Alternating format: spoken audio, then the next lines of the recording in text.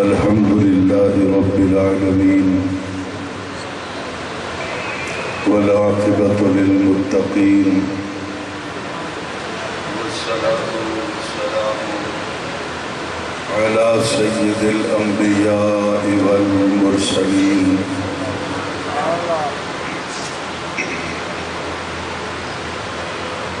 رحمة للعالمين راحة العاشقين مراد المشتاقين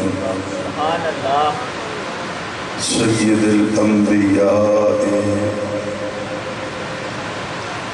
عظيم الرجاء عميم الجود والعطاء ماحي الذنوب والخطاء سر الله المخزون در الله المكنون عالم ما كان وما يكون عالم ما كان وما يكون عالم ما كان وما يكون نور الأفئدة والعيون سرور القلب المحزون مأوانا ملجأنا سيدنا محمد المصطفى وعلى آله وأصحابه أجمعين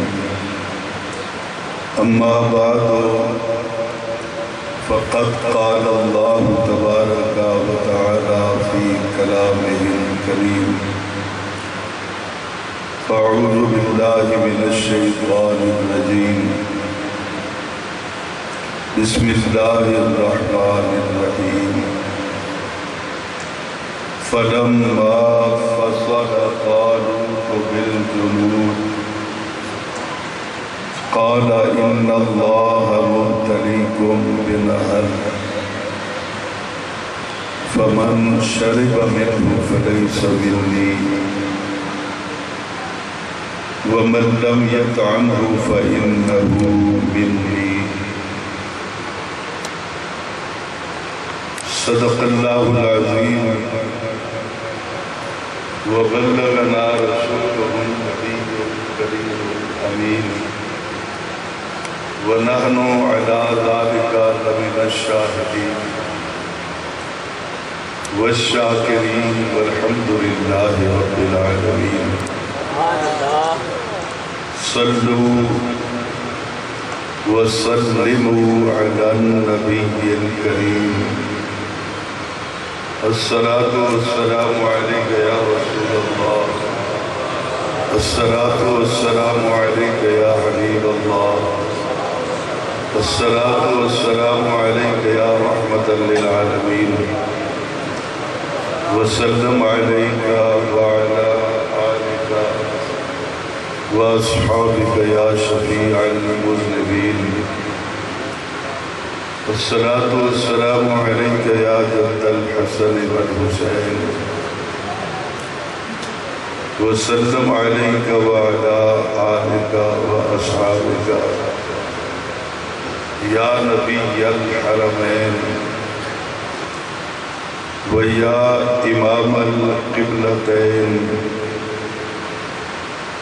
ويا وسيلتنا في الدارين أدركني أدركني أدركني يا رسول الله صلى الله تعالى عليك وسلم بفضل الله تعالى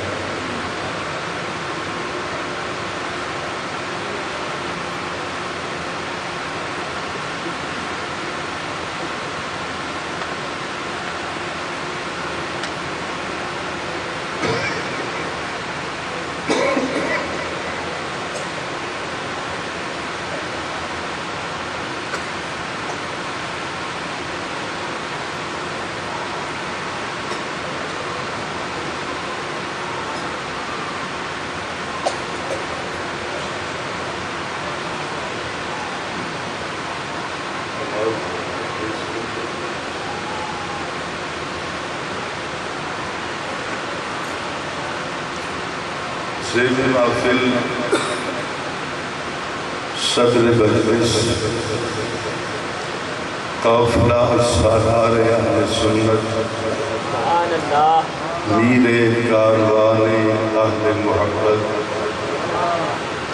جناب قبلہ صاحبزادہ پروفیسر محمد سلیمان قمر قادری صاحب دامت برکاتہم القدسیہ، وزیر وقار مقتدر و محترم و محتشم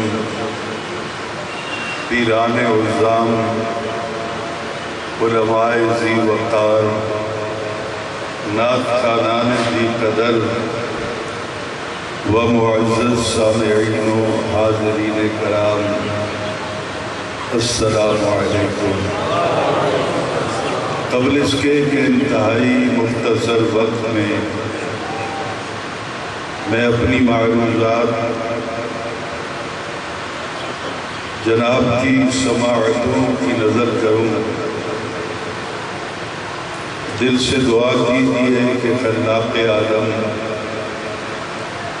جل وعلا شانہ و عظم برہانہ اپنے پیارے حبیب صلی اللہ علیہ وسلم کے طفیل آج کی اس پروقار روحانی نورانی محفل پاک میں مجھے حق و صداقت پر مبنی قرآن و سنت کی روشنی میں گفتگو کرنے کی توفیق عطا فرمائے۔ مجھ سے بیشتر میری جماعت اہل سنت کے قد آور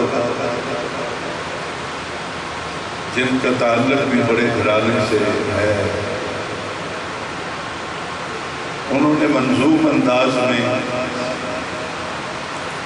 بہت حسین پیرائے میں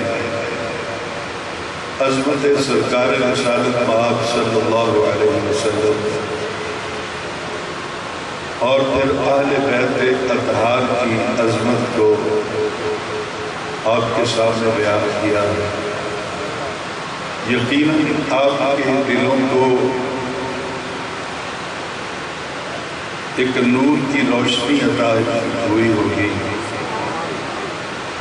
اور یہی اس آستانے کا فیض ہے کہ یہاں جو بھی آتا ہے سیدہ زہرا کے بابا کی محبت سے سرشار ہو کر واپس جاتا ہے، اور پھر آنے والے پروگرام کا انتظار کرتا ہے کہ کب پیر صاحب بلائیں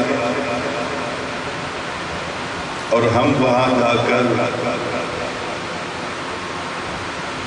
اپنے دلوں کو مرکز مہر و وفا بنا کے واپس آئیں۔ دھیرے دھیرے رات اپنے اختتامی مرحلے کی طرف رواں ہے۔ میں زیادہ دیر ادھر ادھر کی گفتگو نہیں کروں گا۔ قرآن پاک کے دوسرے پارے میں سے دوسرے پارے کے آخری رکوع کی پہلی آیت میں نے کچھ حصہ پڑھا ہے۔ جناب قبلہ پیر صاحب اور جناب قبلہ صاحبزادہ صاحب و دیگر معزز مہمان جتنے بھی ہیں، حضور آج ہم یہ تقابل کریں گے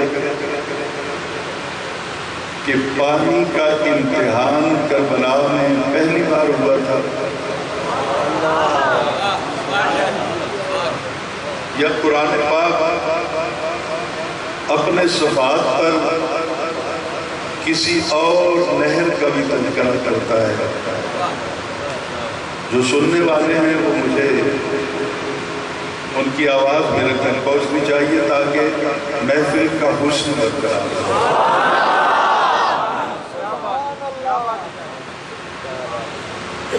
کیا وہ بھی کسی نہر کا کنارہ تھا کیا وہاں پر بھی 72 تھے نہتے پیاسے؟ اس کی تعریف کیا ہے؟ اور جنہوں نے پانی پی لیا قرآن کا ان کے بارے میں فیصلہ کیا ہے، اور جن کو آخری وقت تک جنہوں نے پانی کو منہ نہیں لگایا۔ قرآن پاک نے واقعہ کربلا سے سینکڑوں سال پہلے ہی فیصلہ کیا۔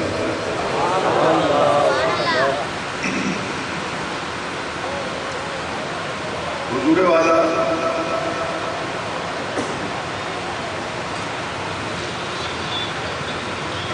دوسرا سبجیکٹ جس پہ میں نے بات کرنی ہے وہ یہ ہے کہ شہید کے جب بازو کٹتے ہیں، شہید کے بدن سے جب لہو نکلتا ہے، اس کی اس حالت کو دیکھ کر سن کر کیا رونا چاہیے یا نہیں؟ شہید کا ذکر کر کے سب سے پہلے کون رویا تھا مدینہ میں منبر پہ بیٹھ کر؟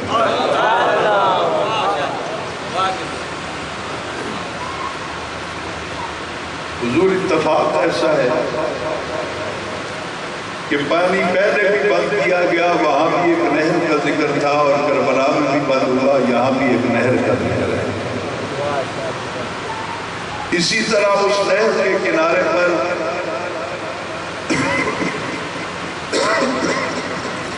حضرت عباس کے بازو کٹے تھے، لیکن بخاری شریف میں تقریباً 4 مقامات پر یہ حدیث موجود ہے کہ ایک میدان ایسا بھی سجا تھا جس میں حضرت جعفر کے بازو کٹے تھے۔ حضرت جعفر یہ حضرت عبداللہ کے والد ہیں، حضرت عبداللہ سیدہ زینب کے شوہر ہیں، جن کے 2 بیٹوں نے کربلا میں اپنی قربانیاں پیش کی۔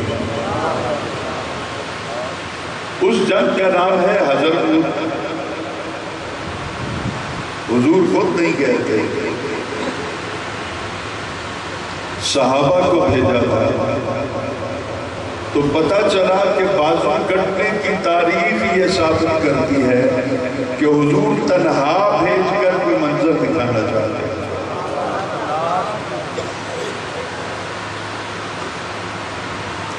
حضور منبر پہ تشریف لائے، یہ کوئی حکایت نہیں ہے۔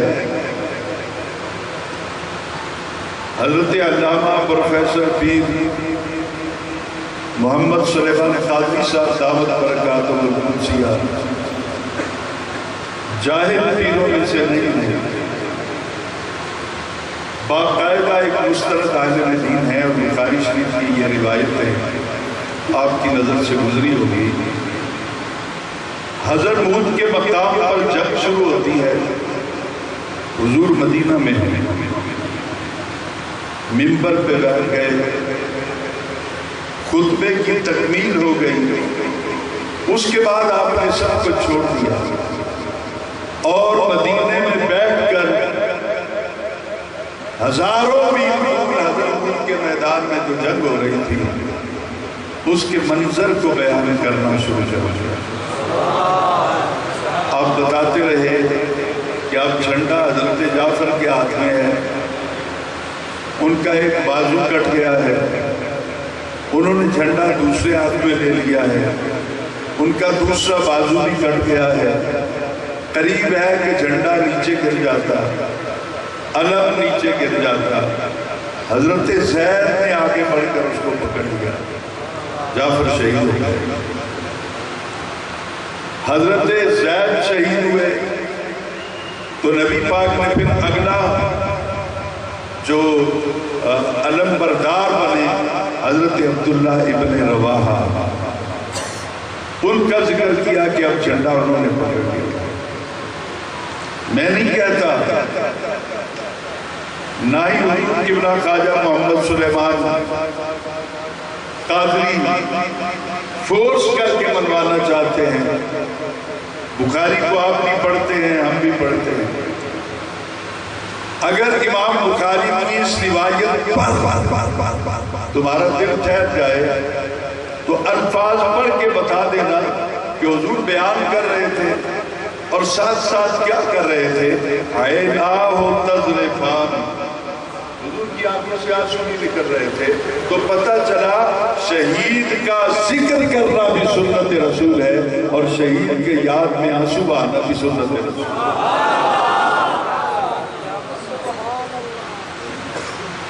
اور پھر یہی روایت بازو کٹنے والی کربلا میں دہرائی گئی۔ وہاں ایک بازو کٹا تو عالم اسلام جو تھا، جھنڈا تھا اسلام کا، وہ حضرت جعفر نے دوسرے ہاتھ میں پکڑ لیا۔ جب ان کا دوسرا بازو بھی کٹ گیا تو جھنڈا پکڑنے والا کوئی اور آ گیا، لیکن کربلا کے میدان میں ایسا نہیں ہوا۔ حضرت عباس کا بازو کٹا، آپ نے جھنڈا بائیں ہاتھ میں پکڑ لیا، بائیں ہاتھ کٹ گیا تو جھنڈا اپنی جگہ پہ قائم رہا تاکہ پتہ چلے کہ اسلام کا پرچم تب ہی بلند رہ سکتا ہے جب سیدوں کے ہاتھ میں نبی کی اولاد کے ہاتھوں میں۔ حضرت عباس کے بارے میں گفتگو اپنی منزل پر جا کے کروں گا۔ اب یہاں پہ وہ آیت پڑھ لوں جس کو میں نے آج کے عنوان کے لیے منتخب کیا ہے۔ یہ اس دور کی بات ہے جب دھرتی پر حضرت شموئیل علیہ السلام اپنی نبوت کا اعلان کر چکے تھے اور بنی اسرائیل کے لوگ ذبح حالی کا شکار تھے۔ حضرت طالوت کو حکمران بنایا گیا، اس دور کے بدترین کافر جالوت کا مقابلہ کرنے کے لیے۔ تو قرآن پاک کہتا ہے فَلَمَّا فَصَلَ طَالُوتُ، جب حضرت طالوت اپنے گھر سے باہر نکلے، اپنے وطن کو چھوڑا، اپنے اعز و اقارب کو چھوڑا، میں نے کچھ کہہ دیا، شاید آپ کی توجہ نہیں ہے۔ حضور دین بچانے کے لیے کبھی کبھی گھر بھی، وطن بھی، سجن ساتھی بھی، سب کو چھوڑنا پڑتا ہے۔ جب وہ میدان میں نکلے تو ان کے ساتھ 72 نہیں، 1,00,000 افراد کی سپاہ تھی۔ 1,00,000 افراد کو لے کر کافر جالوت کا مقابلہ کرنے کے لیے جب چلے تو قرآن کہتا ہے فَلَمَّا فَصَلَ طَالُوتُ بِالْجُنُودِ، پس جس وقت نکلے اپنے گھر سے، ساتھیوں سے جدا ہوئے، حضرت طالوت بالجنود، اپنے لشکر کو ساتھ لے کر،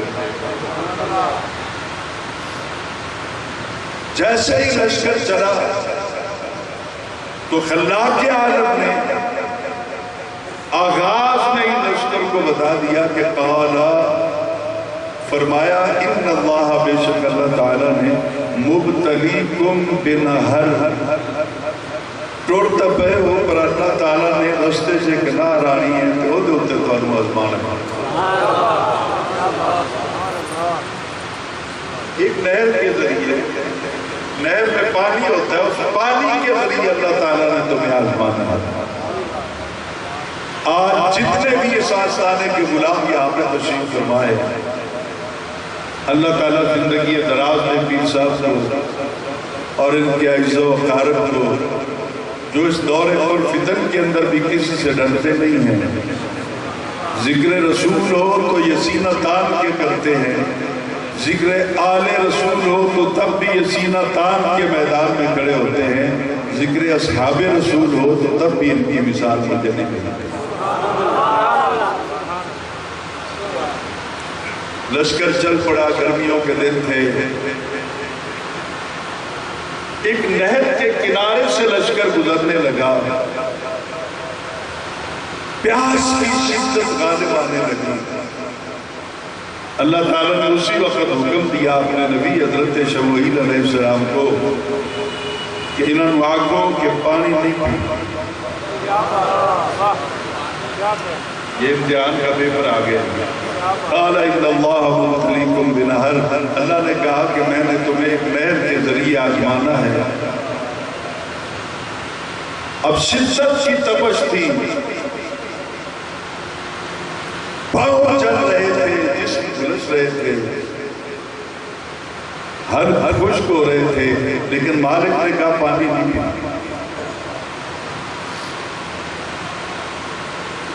ہو گئے بھی سامنے پانی، اور بندہ پیوے نہ صرف اس واسطے کہ سونا راضی ہو جائے، اس سے بڑی معراج کیا ہو۔ اور اللہ تعالیٰ نے ساتھ فرما دیا کہ فمن شربا، جس نے بھی پیا ایک گھونٹ کا 100واں قطرہ بھی جس نے پیا، فلیس منی، وہ میرا کچھ نہیں لگتا۔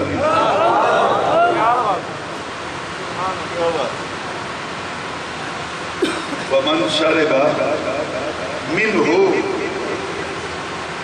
ہو کا برچائے ضمیر نہر ہے کہ جس نے بھی اس نہر سے پانی پیا، فلیسا، پس نہیں ہے منی، وہ میرا نہیں ہے۔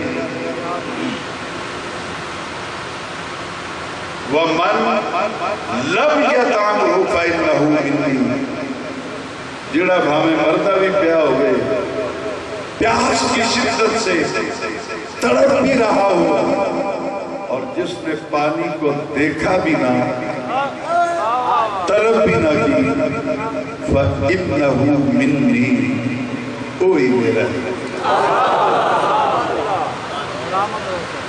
شاید انہوں میں نالائق ہوں کہ سمجھا نہیں پایا، آپ کی قوت سماعت بہت زیادہ ہے۔ اللہ تعالیٰ اس آستانے کو سلامت رکھے، میں شکوہ نہیں کرتا، مجھے اپنی اوقات کا حیثیت کا پتہ ہے، لیکن آپ جو لوگ باقاعدہ سننے والے ہیں غور کیجئے، فیصلہ ہو گیا کربلا سے سینکڑوں سال پہلے، جو پیے گا میرا نہیں، جو نہیں پیے گا وہی تو میرا ہے۔ اس فیصلے کے بعد اب پریشانی کیا ہے کہ یزید نے کچھ نہیں آکھا، وہ صحابی دا پتر ہے۔ تو کربلا کی تاریخ اٹھا کے دیکھ لو، محلات میں بیٹھ کر پانی نہیں، شراب کے جام کون پیتا رہا، اور کربلا کے میدان میں 3 دن کا پیاسا اپنی جان کا نذرانہ کس طرح پیش کرتا۔ خدا نے تو فیصلہ کر دیا جڑے پین والے کو میرے نہیں، تے جنہ نہ پیتا وہ میرے۔ لیکن پھر یہاں پہ اللہ تعالیٰ نے ایک کنسیشن دی، سہولت دی۔ ابھی میں صرف قرآن پاک کو لیا، حکم ہے کہ پانی نہیں پینا، نال بیان ہو گیا جنہیں پی لیا وہ میرا بھی نہیں لگا، جس نے نہ پیا وہی تو میرا ہے۔ فیصلہ ہو گیا ہن کربلا دے وچ ادھر ادھر او دے واسطے نرم گوشہ رکھو، او دے واسطے اساں تو صرف اس نو مننا ہے جنہیں نہیں پیتا، رب کہندا میرا اے ہوئی۔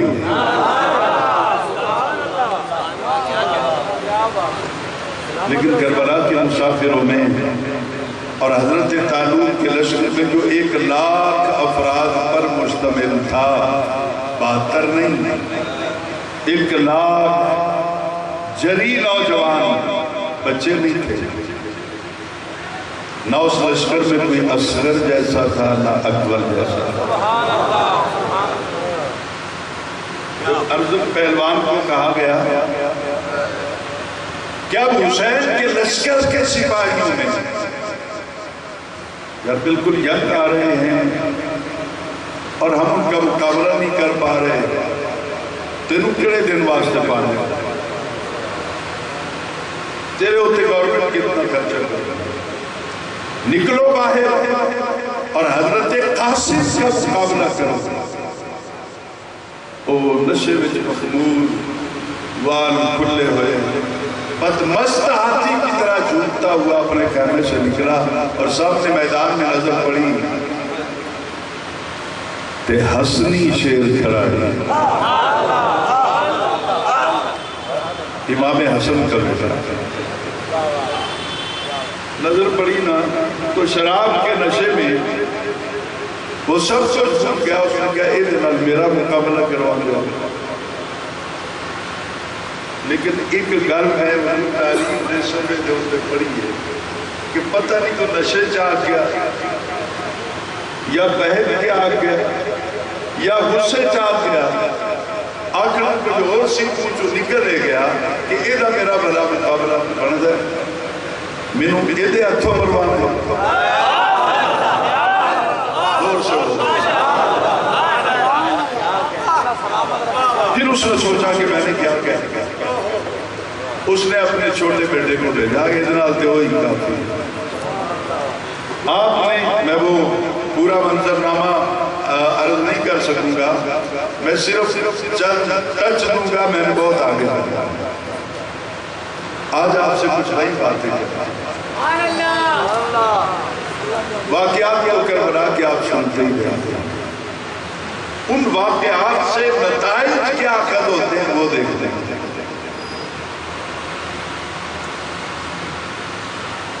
آپ نے اس کو بھی مار دیا، اس کا دوسرا بیٹا آیا اس کو بھی مار دیا، تیسرا آیا اس کو بھی مار دیا۔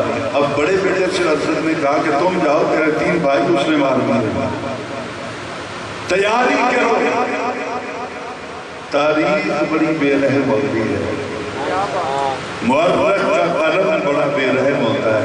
اس نے کہا کہ ارزل کا بڑا بیٹا جھومتا ہوا اٹھا، انہوں نے کہا ابا جی گھر جانے کی تیاری کروں، کیا سنیں گے آپ نے؟ گھر جانا، انہوں نے کیا گھر نہیں جانا، کم لیا بدبختہ، تیرے باپ کی عزت داؤ پہ لگی ہے، جاؤ میدان میں اور اس حسنی شیر کو مٹا کے آؤ۔ وہ چل تو پڑا، تلوار اس کے پاس تھی، سر پہ اس نے لوہے کا گول پہنا ہوا تھا اور جسم پہ بھی سارا لوہے کا لباس تھا۔ چل پڑا، گھوڑے پر بیٹھ کر 2 قدم آگے جا کر کہنے لگا ابا لگتا ہے تم انہوں مروان واسطے بھیج دو۔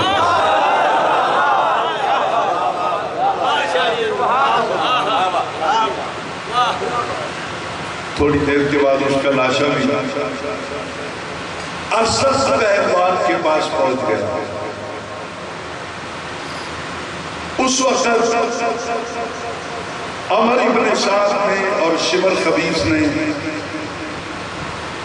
خولی نے، یہ جتنے بھی سالار تھے کمینے، انہوں نے آواز دے کر کہا کلا کلا تک ہمیں پہاڑ بھی آیا نا تو حسین نے بھتیجے نے نہیں چھوڑنا، اس کے بھی ریزے ریزے کر دیں گے اور آئے کٹھے رل کے آؤ۔ تو ہزاروں کی تعداد میں مل کر حضرت قاسم نے حملہ کر دیا اور تسی 9 لاکھ بنا لو تھوڑی مرضی، 40 لاکھ بھی میں سنے کہ یزید کی سپاہ ہے سی، لیکن حقائق اس کے برعکس۔ برحال ہزاروں کا لشکر آگے بڑھا۔ اب امام حسن کے بیٹے نے اپنے چچا کو پکار کر کہا چچا بس میری طرف دیکھتے رہنا، آج کربلا کے میدان میں حسن کا بیٹا اور تیرا بھتیجا یہ ثابت کرے گا کہ کہ گدڑ بھاوے لکھا ہوں شیر پھر بھی شیر ہو. نعرہ رسالت، نعرہ تحقیق، نعرہ حیدری، شہدائے کربلا.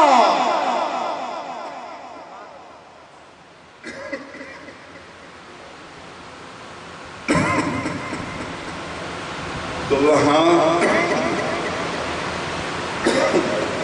نعرہ تکبیر، نعرہ رسالت، نعرہ تحقیق، نعرہ حیدری، شہدائے کربلا، آستانہ علی امانی شریف. جس دن سے محرم شریف کا چاند طلوع ہوا ہے آج میرا 15واں خطاب ہے. بے آرامی بھی ہے اور رات کو جناب قبلہ پیر محمد سلیمان قادری صاحب رات تو عجب ہوا کھانا میرا پڑا رہا اور میں وہ تفسیر لکھ رہا ہوں اور اتفاق سے جس آیت میں لکھ رہا تھا اس کے حرف میں مجھے حسین کی جھلک نظر آ رہا. کھانا صبح تک پڑا رہا میں نے نہیں کھایا یاد ہی نہیں رہا. جیسے ذکر دا انسان ہوتے اتنا اثر ہے کہ کھانا پینا بھول جاتا ہے. کھانے کی ضرورت نہیں رہتی. وہ حسین آپ کتنا تکڑا ہو سی وہ تسی پانی بند کر کے مجبور کر لینا ہے.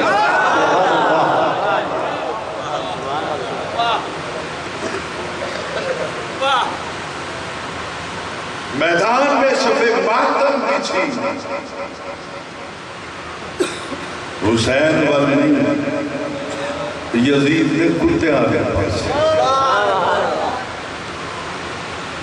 میں نے کچھ کیا اب اس میں تبصرہ نہیں کروں. تو بات چل رہی تھی شاید کی میں پھر چلوں گا کربلا کی طرف. تو خلاق کے عالم میں کیا ارشاد کرنا کہ ہوں پہلے تو میں پانی پین کو روک دیتا ہوں. جڑے پیسن وہ میرے نہیں، جو نہیں پیے گے وہ میرے نہیں. لیکن وہ مالک ہے نا علیموں کی ذات صدور ہے کچھ نہیں سا تو دلوں سے بھیج جو جان کر ایک دل دی تختی دا حال میرے مالک کے علم میں تھا. تو کیا کہ میں کیا ان کو حکم دے چکا ہوں کہ کوئی بھی نہیں پیے گا. جو پیے گا وہ میرا نہیں ہے، جو نہیں پیے گا وہ میرا ہے. یہ کوئی سارے کربلا والے کا نہیں.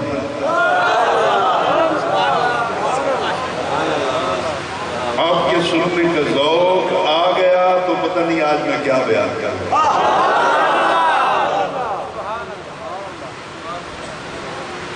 تو پھر اللہ تعالیٰ نے کنسیشن دے دی ان لوگوں کو. لیکن کربلا والوں سے کچھ نہیں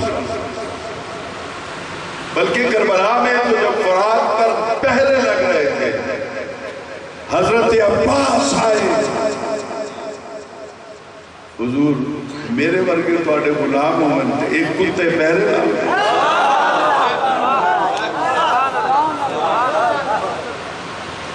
ایک بار اپنے وفادار کو اجازت دے دیں. اگر فرات چل کے آپ کے قدم نہ چومے تو مجھے عباس آ گیا.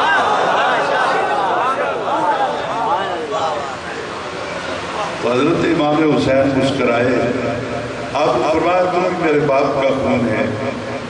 گو کہ ماں تیری اور میری جدا جدا ہے لیکن باپ تو ایک ہی ہے. تو اتنا پریشان کیوں ہوتا ہے؟ آپ جہاں کھڑے تھے آپ نے زمین پر ٹھوکر ماری. ٹھنڈا پانی ابلتا ہوا چشمہ زمین سے باہر. یزیدی کی سمجھیں کہ پانی صرف ہی نہ کے کوئی اور پانی تو حسین ہے پیرا میں ٹوڑیا پھرتا ہے. حضرت اسماعیل علیہ السلام کے قدموں سے بھی پانی نکلا لیکن جبرائیل نے آ کر پیغام دیا. آج جبرائیل بھی کوئی نہیں، ہڈی مارنا نہ نبی بھی نہیں، نبی دا نواس ہے. پر دیکھو وہ چشمہ نکل آیا اور پھر آپ نے کہا بس پھر آپ نے پاؤں کے ذریعے وہ مٹی کو برابر کر دیا. آپ نے کہا یہ یزیدی بھی دیکھ رہے ہیں اور عباس تم بھی تسلی کرو, ہم قبرۂ امتحان میں ہیں, اتنے آج فیصلے ہونے کہ کیڑا عہدہ ہے تے کیڑا عہدہ نہیں.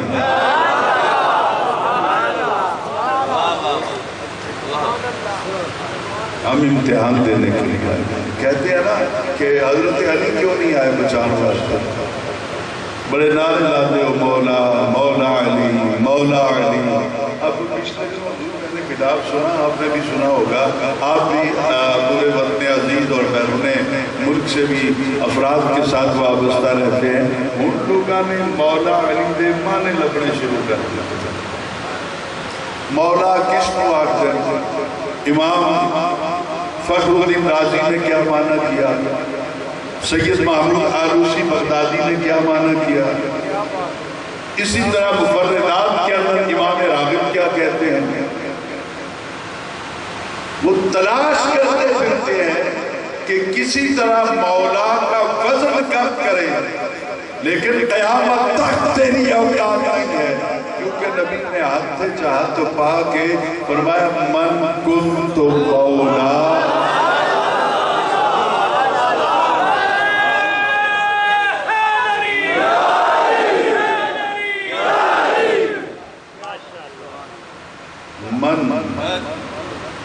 جس کا کن تو ہوں میں, کنتا نہیں پتر, کن تو جس کا ہوں میں مولا, فعلی جو مولا, بس علی بھی اس کا مولا ہے. تو نبی نے مولا کو سمجھنے کے لیے اس لفظ کا اطلاق پہلے اپنے اوپر کیا تاکہ قیامت تک لوگوں کو سمجھ آ جائے. مولا نبی نے پہلے اس لفظ کا اپنے اوپر اطلاق کیتا ہے, اور نبی دے کول لفظ مولا دے حوالے نال جتنے اختیارات ہیں نبی نے تفویض کر دیتے کہ جو جا میں مولا, جو جا میرے اوپر عقیدہ رکھتے ہو علی نبیوں میں مننا پڑا. نعرہ رسالت, نعرہ تحقیق, نعرہ حیدری.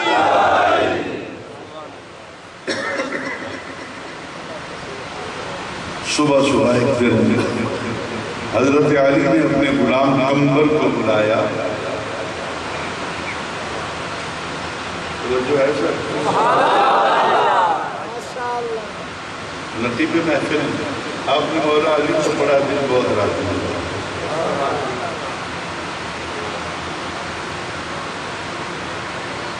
اب ذرا غور سے سنیے میری بات.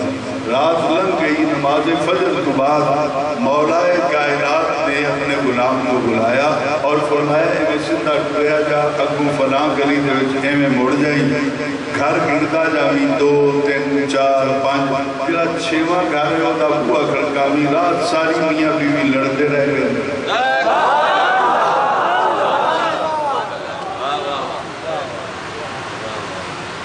اور نہیں منتے اس واسطے انہوں نے پتا ہے کہ علی ساڑھے گھر دے حالات نہیں جانتا ہے, اس واسطے کبھی کچھ نہیں جانتا, کچھ نہیں جانتا, تاکہ زمانے میں کدھر علی 10 دے ہوئے حالاتی کیڑا کیڑا تے حرامی کیڑا.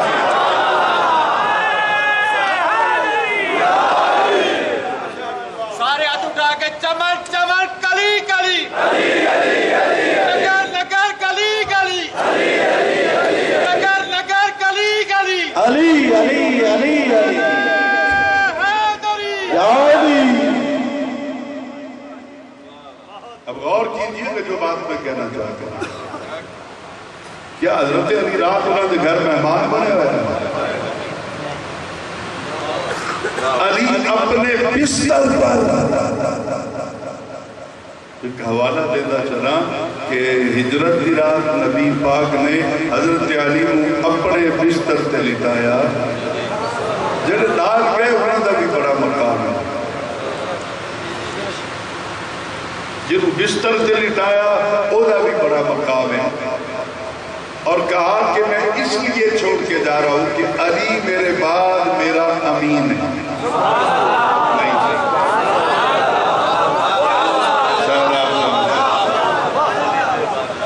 علی میرے بعد میرا امین ہے. تے دنیا دا دستور ہے امین پہلے سارے انہوں دیدہ رہتا ہے اے تیرا حق ہے تو لے، تیرا حق ہے تو لے، تیرا حق ہے تو لے، تیرا حق ہے. سارے انہوں حق امین پہلے دیتا ہے، اپنی واری بعد دیتا ہے.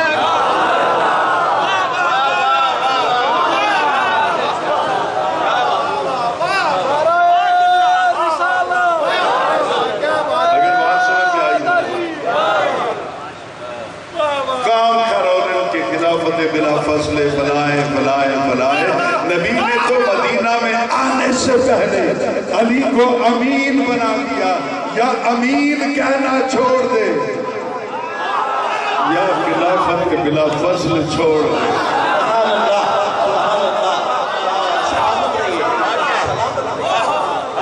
اگر خلافت بلا فصل مولا علی کو دے دیتے ہو کہ نبی کے بعد فوراً حضرت علی کو خلافت دے دی گئی تو پھر امین کیویں بنے؟ جڑا صداقت دا حق سی ہو کدھر گیا، عدالت دا حق سی ہو کدھر گیا، حیا دا حق سی سخاوت دا ہو کدھر گیا؟ تو نبی نے تو اس رات فیصلہ کر دیا تم میرے بستر کے وارث ہو اور تم امین ہو. اسی اج تک علی نو امین مند بیٹھے. میرا خیال ہے شاید بات سمجھ میں آ گئی ہو.